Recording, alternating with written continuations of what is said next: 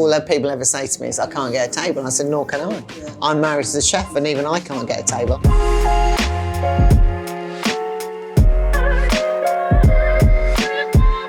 Hi, my name's Angela Hartnett and today I'm going to be taking you to my favourite places to eat in London. This is where the chefs eat. The great thing about the London food culture is the amount of cuisines we have here. You've got a great Indian, you've got a great Chinese, you've got fantastic sushi, you've got a wonderful British restaurant, you've got your local French place, and you've got it all on your doorstep. I'm in Canteen in Notting Hill and Portobello Road, and I love the restaurant here because it really emphasises what Italian food's about. Simplicity, don't mess around with it, ingredients that are bang in season, and just let the food do the talking. The vibe's fantastic. You've got these amazing open fires and it's a beautiful, wonderful young team that are super friendly. And I think what's great about Canteen is they wanted it for the neighbourhood. So there's a no booking scheme. You walk up, you get your table, and if it's not ready, you go around the corner for a drink and then you come back when it's ready. But in the summer, they've got seating outside, so it's absolutely packed. There's always new dishes added to the menu, which I think keeps it really interesting for locals who come a lot. All the regulars, they'll see something different. I mean, for me, I love coming for the pasta dishes. The filled tortelli or the ravioli, they're always wonderful, whether it's with some spinach and winter greens or whether it's with pumpkin. All those dishes just tick my boxes. Here we have the chickpea rosemary farinata with melted lardo over the top, which is a bit of a staple. And you got sage in there and rosemary? Sage and rosemary, yeah. Oh, fantastic. And some fennel seeds. Oh, wow, this looks delicious, Jess. I love it with the lardo. It's quite nice, isn't it? Which gives it that extra sort of little layer of fat. It's so simple, but it's so, you know, to get it wrong is easy, isn't it? Yeah. Next dish we have is a veal carne cruda. Oh, lovely. Very Tuscan, isn't it? Yes, exactly. So what have you mixed it all with? We chop the veal fresh, obviously, each day, and then we whip it with a little fresh lemon juice, Capizana olive oil, and then dress the leaves with lemon and olive oil, toasted pine nuts, cacciota cheese. It's delicious. Yeah. I love this veal, actually. It's really good. I'm really getting my protein this morning. Yeah, it's great. The other thing about this is where the understanding of what Italian food is, because you haven't served it with any bread or crackers or anything, because you wouldn't, because then your carb, if you like, is your pasta course. Yes, so exactly. They really sort of keep that throughout that. And the cheese, the cacciota, that's from Emilia-Romagna, that, or is yes, it? Yeah. Exactly. That's that lovely sort of, it feels rubbery and looks it, but it's so delicious, yes, So here we have a freshly made pumpkin panzotti, which has got ricotta, delica pumpkin, black pepper, parmesan in the middle. Fantastic. And it's got a sage butter. Lovely. It's so lovely when it's so wafer thin like that. Oh, it's so good. So how many people in your kitchen? We have 14 chefs, 12 women. Wow! Yeah. I did not think you were going to say that. Yeah.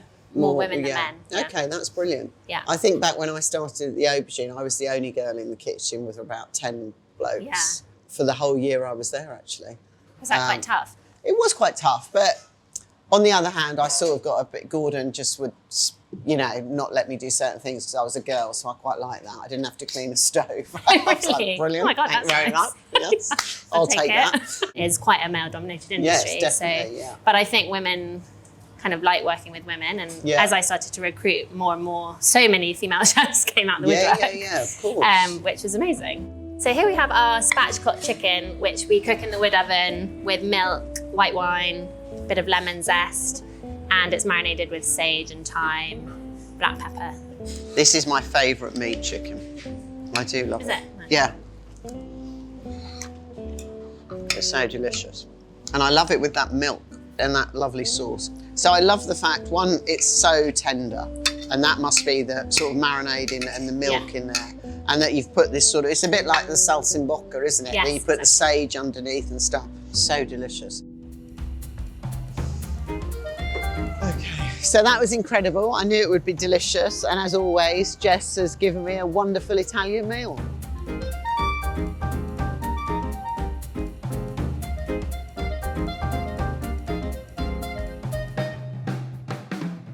I'm here in Soho, in Dean Street, at Quo Vadis. One of my all-time favourite chefs ever, Jeremy Lee, cooks here, and we're going to have some lovely lunch together. So let's go.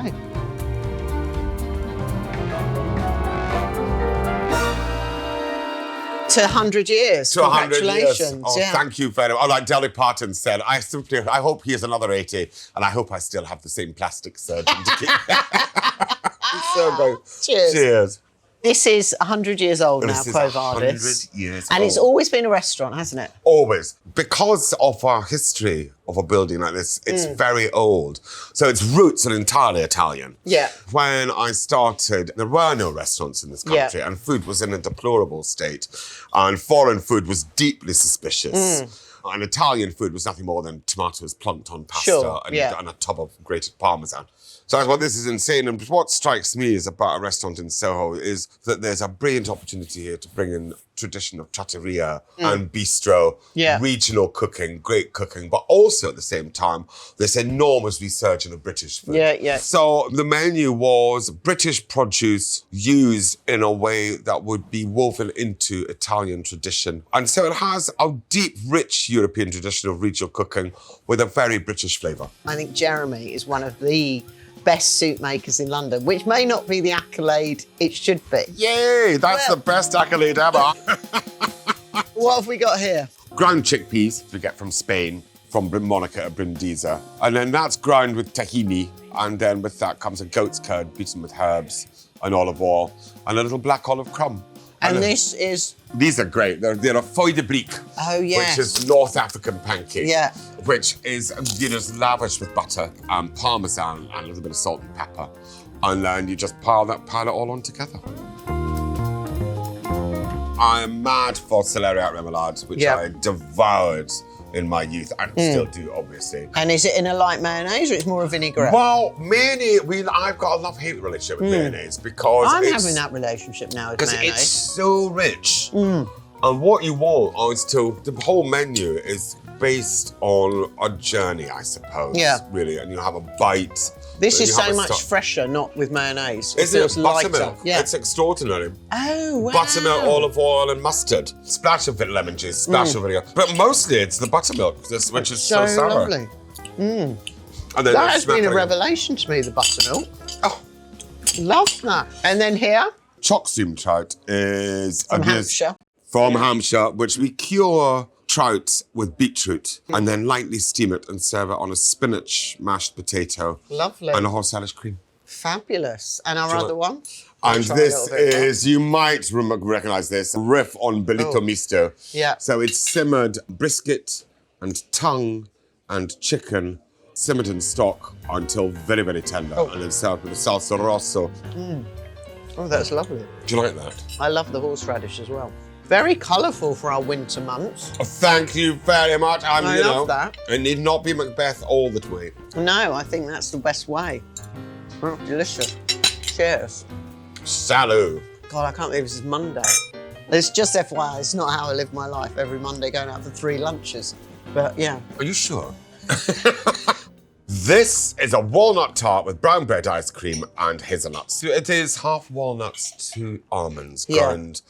Coarsely ground, and then baked in a very thin pastry shell, and then some chocolate sauce. Wow. And this one? This is the Monte Vesuvio. We were asked to put on a centenary dish for each menu, but we also want to do a centenary pudding. And then we wanted to go as crazy Italian fun as possible using British produce. So it's blood oranges and pistachios from Mount Etna. Yeah. Rhubarb from Yorkshire. Vanilla from the other side of the planet. Yeah. On a meringue with kumquats from Sicily and pistachios and whipped cream and vanilla ice cream and please tuck in. Jesus. See, I'm not a big dessert person, but I do like a meringue. It's fabulous. I love the Matterhorn. Oh my God. And I love that orange coming through. We've been criticised British food for a long time. And, you know, in certain senses, rightly so. But I think one thing we've always done brilliantly is puddings. They've got to have a pudding. That is delicious, that walnut tart. Oh, bless you. Gorgeous. Love you, darling. Love Thank you more. you. Cheers. Happy on. Bon appetit.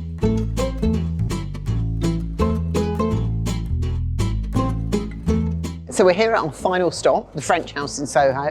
An institution in itself, not just because of the incredible food, but also this restaurant and bar and wine bar's been here for over 100 years. In fact, it's a pub really. And I've been coming here since my early 20s, as have many people here.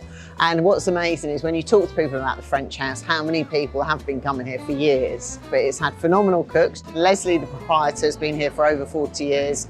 And she's amazing. She's one of 3 female landladies who's been running the pub in London. One of the things about Leslie is she's a great lover of the arts. As you can see, Francis Bacon used to frequent the French House a lot. Charles de Gaulle apparently used to come here during the war years. And what she's a believer is conversation and people. So what I love about the French House is you don't have to meet anyone. You will meet someone if you come in here, you'll know someone. They don't want people taking photographs. You're just here to have great food, wonderful wine and beer, etc. And to converse with people, to be sociable. Hello, Neil. How are you? Nice to see you. You good? So, full transparency, I see this man every day, as is my husband. I'll probably pop into the French House at least once or twice a week. Not necessarily to eat, but certainly to come up and see Neil or just drop something off or pick something up. I think it is just one of those hidden gems of London. I don't think it's so hidden. I think people know about it. All that people ever say to me is, I can't get a table. And I said, nor can I. I'm married to the chef and even I can't get a table. So what have we got here? Wow. So this is a confit garlic and goat's curd on sourdough. So it would kind of encourage people to eat that and just squeeze it out so you've got this lovely soft garlic. And then what's this other one? This is a winter vegetable and bitter leaf salad. So you've got pickled slices of celeriac, some beetroot, some scorched onions, bitter leaves, castel franco and watercress. And then I think you've got some wood sorrel on there, roast pumpkin, and then some Parmesan cheese to bring it all together. I think what is amazing, given the size of the kitchen, which it's smaller than this room here, it has less equipment than a lot of people's home kitchens. You know, it doesn't have loads of fancy things like water baths and thermos this and all the rest of it. But Neil still makes all his own stocks, makes all his own sauces, makes his brioche. They do everything from scratch. It's so unpretentious. Neil's one of his first reviews, which was from Tim Hayward, who gave it, I think, 10 out of 10. He said it was one of his best meals that year. You know, Neil hand writes the menu every day, which a lot of restaurants have now copied. When they bought the cheese for Tim, they brought a bar stool, because there's no sort of extra tables. They put the cheese board on the bar stool. And he said there was a fancy knife, and he said that was the most fancy thing in the whole restaurant. Otherwise, it was all about just eating great food. So you opened to fantastic reviews from everyone, which is brilliant. Oh, that looks delicious. This is a roast Cornish pollock with like a bouillabaisse style sauce. So fish soup with saffron, fennel, kernel, star anise, and then that gets marinated, all roasted off, then blended. But this has got a bit of texture. Some spinach and the pomme aligot, which is from the Auvergne region in France. And it's a lovely, rich and indulgent, cheesy mashed potato. It's delicious. I love that sauce.